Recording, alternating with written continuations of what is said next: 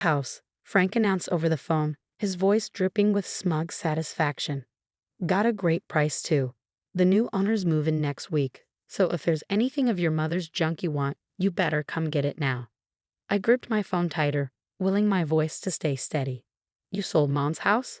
Without telling me. Hey, I don't need your permission, kid. I'm her husband, remember? Or was, until he paused and I could practically hear the fake grief in his voice. Well, she'd want me to move on. Start fresh. Start fresh. That's what Frank called selling the Victorian house my great-grandfather had built, the home where 4 generations of my family had lived, the place where my mother had taken her last breath just 3 months ago. My name is Emma Mitchell, and until my mother married Frank Turner 5 years ago, I thought I understood what family meant. Mom and I had been a team since Dad died when I was 12.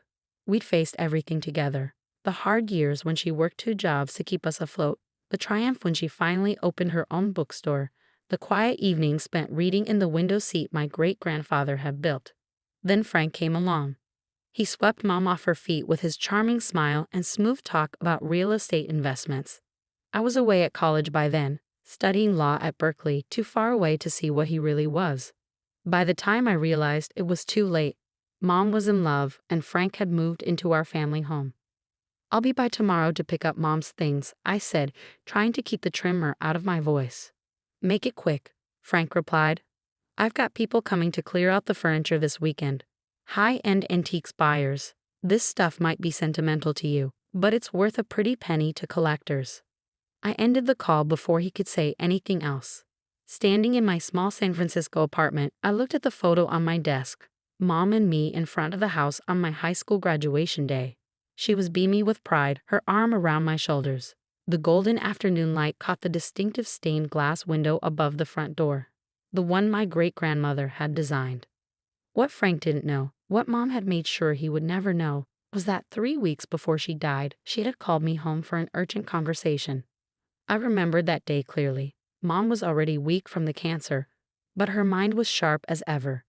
She'd handed me an envelope, her hands trembling slightly. The house is yours now, Emma, she'd said, her voice barely above a whisper. I've transferred the deed to your name. Frank doesn't know, and he can't know. Not until after. I tried to protest, but she'd been adamant.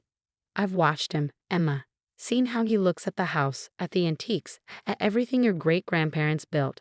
He's not what I thought he was. Promise me you'll protect it. I promised, holding her hand as she explained how she'd worked with her lawyer in secret, using her maiden name to avoid suspicion. The deed transfer was completely legal, filed quietly with the county under my name. Now, as I packed an overnight bag for the drive to Sacramento, I touched the small safe where I kept the deed. Mom had known, had seen through Frank's facade in those final months. She protected our legacy the only way she could. The drive from San Francisco to Sacramento took longer than usual, traffic crawling through the Bay Area before finally opening up on I-80. As the familiar neighborhoods of my hometown appeared, my chest tightened. I hadn't been back since the funeral, couldn't bear to see Frank living in our house like he owned it. Well, technically he didn't own it. Not anymore. Not ever, really, though he didn't know that yet. The house looked exactly the same as it had for the past 100 years. 3 stories of Victorian elegance, with a wraparound porch where Mom and I used to drink lemonade on summer evenings. Frank's expensive SUV sat in the driveway, gleaming in the late afternoon sun. He opened the door before I could knock, looking irritatingly pleased with himself. About time you showed up. I got boxes in the living room. Try to be quick about it. I stepped past him into the foyer, my heart aching at the familiar scent of lemon furniture polish and old wood. Mom had always insisted on using the same polish her grandmother had used, keeping the walnut paneling gleaming. The living room was full of boxes, our family heirlooms tossed in carelessly. I saw my great-grandmother's Tiffany lamp wrapped in newspaper, the leather-bound first editions Mom had collected stacked like ordinary paperbacks. The antiques dealers are coming Saturday, Frank said, following me into the room. High-end guys from San Francisco. They're practically salivating over the furniture. Do you know how much Victorian pieces go for these days?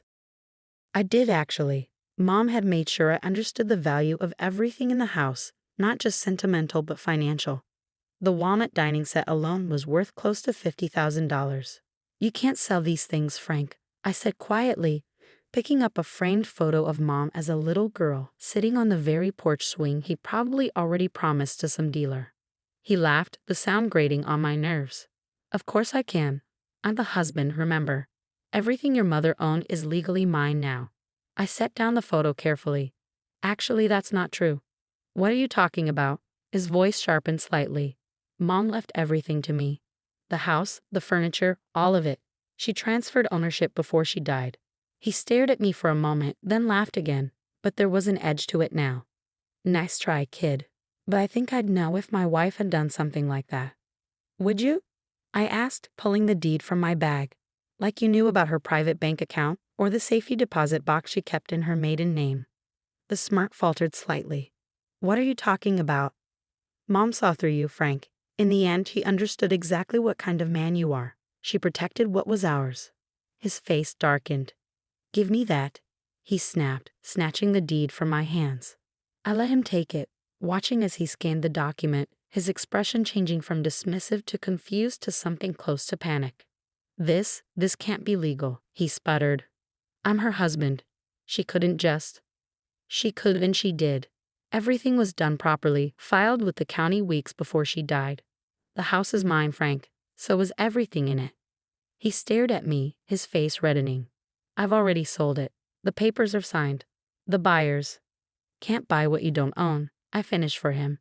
Maybe you should call them. And the antiques dealers. And your realtor. I'm sure they'll all be very interested to learn you were selling property that doesn't belong to you. You little. He took a step toward me, his hands clenching into fists. Careful, I said softly. I've got copies of everything. One wrong move, and fraud charges will be the least of your worries. The silence that followed was deafening. Frank stood there, the deed crumpled in his fists, his face a storm of rage and disbelief.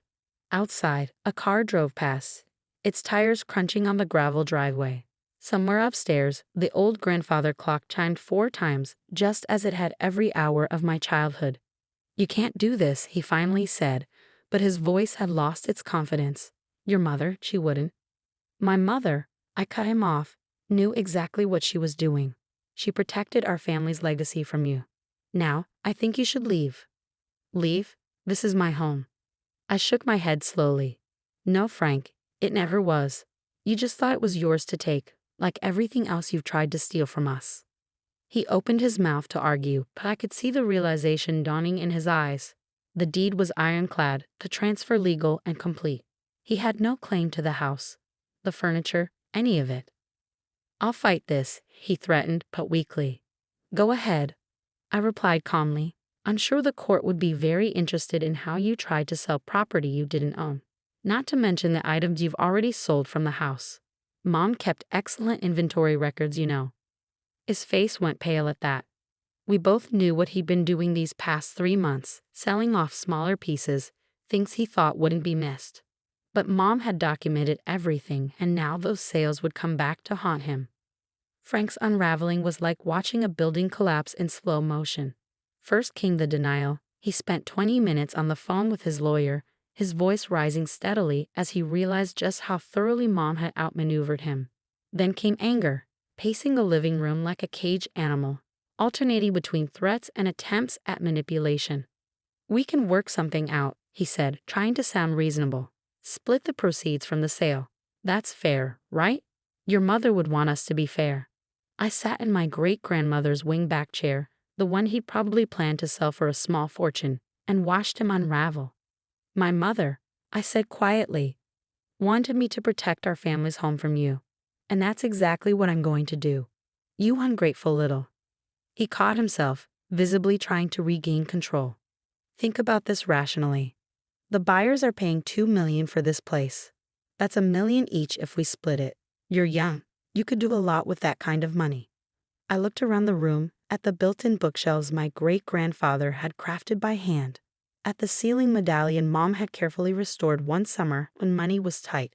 This house isn't for sale, Frank. Not now, not ever. His face darkened. You'll regret this. I've got connections in this town. I can make things very difficult for you. Like you made things difficult for Mom. I asked, watching him freeze. Those last few months when she was sick, when you were already selling off her jewelry, did you think she didn't notice? He had the grace to look uncomfortable. I needed the money for her medical bills. No, you didn't. Her insurance covered everything. You needed the money for your gambling debts. That hit home. His face went pale. How did you? Mom knew everything, Frank. She just couldn't face it while she was sick. But she made sure I would know. She kept records. I pulled out my phone and showed him the photos.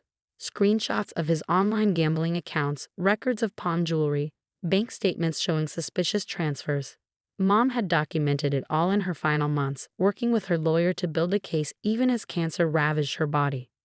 She didn't want me to use these unless I had to, I said, watching his expression shift from shock to fear. She hoped you'd just walk away when the time came. But we both know you're not going to do that. Are you?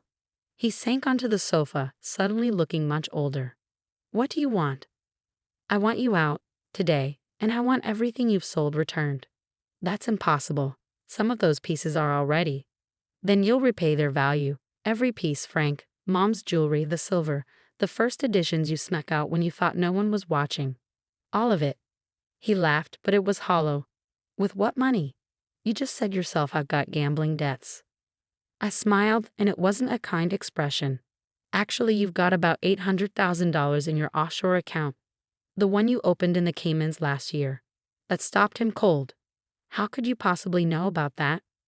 Mom's lawyer was very thorough.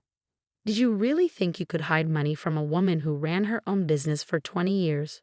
She tracked every penny you tried to squirrel away. The next few hours were a blur of activity. I called Mom's lawyer, who arrived with the sheriff in tow. Frank's realtor showed up, flustered and apologetic when she learned she'd been trying to sell property her client didn't own. The buyer's agent was less understanding, threatening legal action until she saw the valid deed in my name.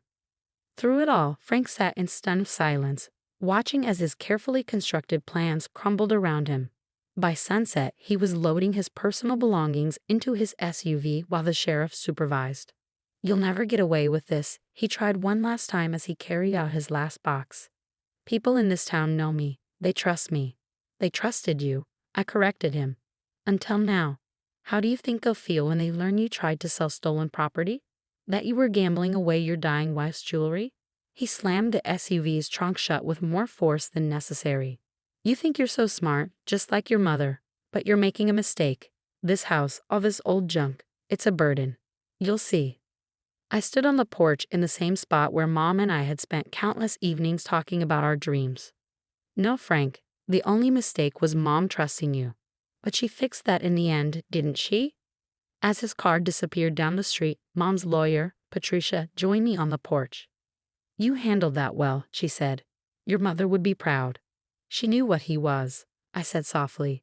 In the end, she knew. Patricia nodded. She wanted to confront him, you know. But she was worried he'd do something drastic if he knew she was onto him. This way, she knew you'd be protected. The next few weeks were a whirlwind of activity. I took a leave of absence from my law firm and moved back home temporarily. There was so much to do, documenting everything in the house, tracking down items Frank had sold, reinstating the property insurance in my name. The local newspaper ran a story about Frank's attempted fraud. Other victims came forward. Elderly clients whose antiques he'd undervalued and bought, only to sell at massive profits. The district attorney's office opened an investigation. But the real work was emotional. Every room held memories, every object a story. I found Mom's diary hidden in her dresser, its pages full of her growing suspicions about Frank, her determination to protect our family's legacy. I was a fool, she'd written.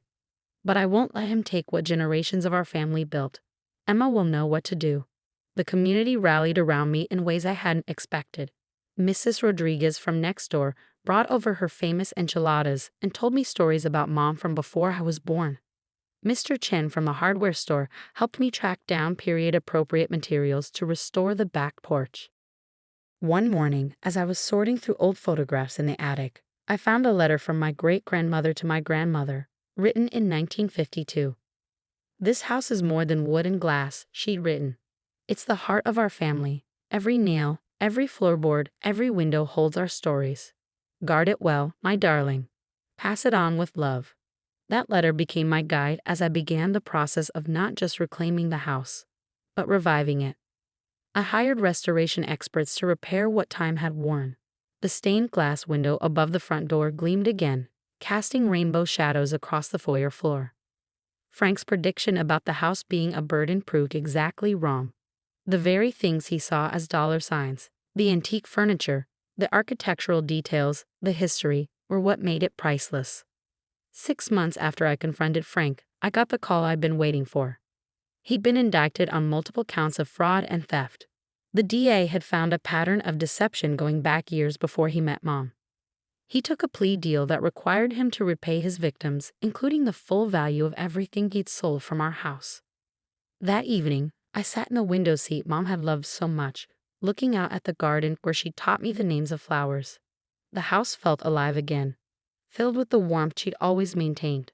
My phone buzzed, a text from Patricia. The last of Mom's jewelry had been located at a pawn shop in Reno. Everything would be returned by the end of the week.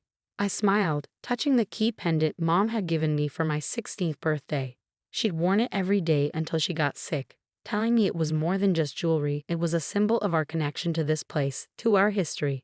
A year after that confrontation in the living room, I stood in front of the house on a warm spring evening. The roses Mom had planted were blooming, their scent filling the air.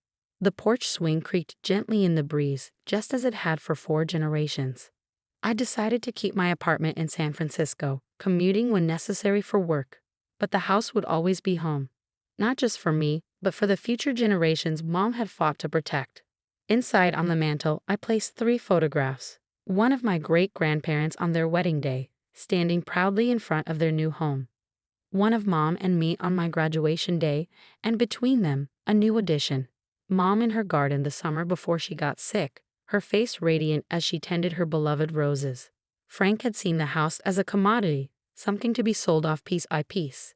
He never understood that its true value wasn't in its antiques or its architecture, but in the legacy of strong women who had called it home. Mom knew. She made sure that legacy would continue. Sometimes in the quiet evenings, sitting in the same spots where 4 generations of my family had sat before me, I feel Mom's presence.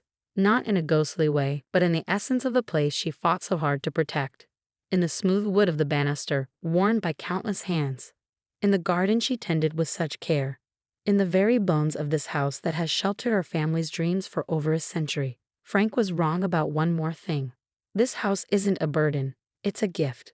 One that was protected